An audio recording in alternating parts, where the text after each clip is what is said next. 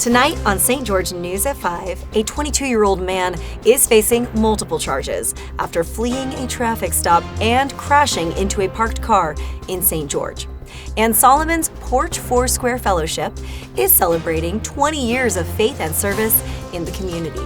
Plus, we'll have your daily weather and more coming up next. You're watching St. George News at 5, brought to you by our studio sponsor, We Win Injury Law. Good afternoon, I'm Monica McLaughlin. A 22-year-old man is facing multiple charges after police say he fled a traffic stop in St. George and crashed into a parked car. Troopers say Dylan Hutchinson showed signs of impairment before speeding off and later spitting on an officer during his arrest. He's charged with DUI, fleeing police, and propelling a bodily substance. Hutchinson was released on bond after appearing in court earlier this week. Solomon's Porch Foursquare Fellowship is celebrating 20 years of faith and community service, growing from a small home gathering into one of Southern Utah's most impactful ministries. Maury Kessler joins us now with how the church's mission of unconditional love and service continues to inspire the St. George community 2 decades later. At Solomon's Porch Foursquare Fellowship in St. George, what began 20 years ago as a handful of believers meeting in a living room has grown into one of Southern Utah's most welcoming and service-driven churches. Founded by pastors Jimmy and Ricky Keston, the congregation has spent 2 decades feeding the hungry, supporting families, and building bridges across faith traditions. We knew that God sent us here with a purpose. We knew that that He wanted to see the Foursquare movement established here in Southern Utah. And the fact that He decided to do it through us still boggles our mind 2 decades later. The church is best known for its weekly Sunday feast and Friday food pantry, programs that have fed thousands without government funding.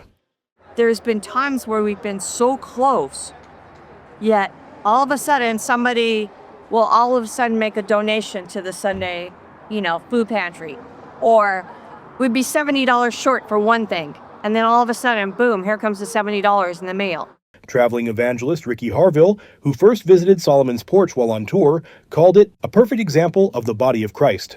He's an example to me of the whole, not just through this nation, but around the world, the body of Christ. As Solomon's Porch marks 20 years, the Kestons say their mission remains the same and hope that the Porch continues to be, in their words, the biggest little church in Southern Utah. To learn more, read the story. Now we'll take a look at your daily weather forecast, brought to you by Casablanca Resort and Casino. In St. George today, expect a high of 77 degrees and a low tonight of 49.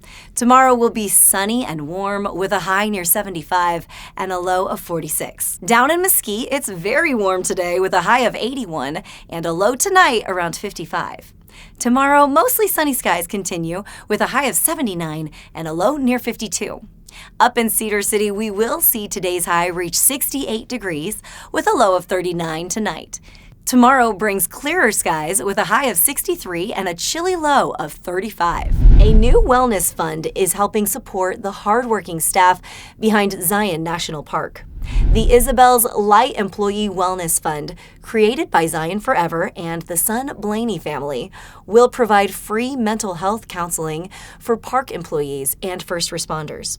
Donations are being matched up to $25,000 through Thursday, honoring Isabel's love for Zion and those who care for it every day. The annual Color Country Model Railroad Tour is rolling into Washington County this weekend, giving train enthusiasts a chance to explore 27 miniature layouts in the area. Jesse Bang has more on the free event and how locals are bringing tiny trains and big creativity to life for visitors of all ages. The annual Color Country Model Railroad Tour is rolling through Washington County this weekend, giving the community a front row seat to 27 train layouts completely free. Ken Mickelson's Outdoor G-Scale Railroad is one of those, and he tells us why the event is so important. Is to get younger generation interested because I mean, kids nowadays are more fascinated by airplanes and remote control cars. This is Mickelson's second year participating in the event. He built his first N-scale layout in his Taylorsville basement and discovered the world of outdoor G-scale railroads about 5 years ago. Step into his outdoor train world and chat with Mickelson at the open house this weekend. Step into Steve Fry's garage, where a sprawling O-scale train display comes to life, complete with mountains, cityscapes, and tracks that twist and turn through every corner. Train systems, the rail yards, everything else was something that I grew up with, and that's so. Having lived in Illinois, Chicago, just outside Chicago, going in and seeing the train yards, and that gave me a little bit of an idea of what I wanted to do with a train yard. He said his layout spans from sea to shining sea, taking viewers on a journey through the towering Rockies, rolling Appalachian Mountains, a bustling city, and endless plains inspired by the heart of the Midwest. Thank you for watching St. George News at 5.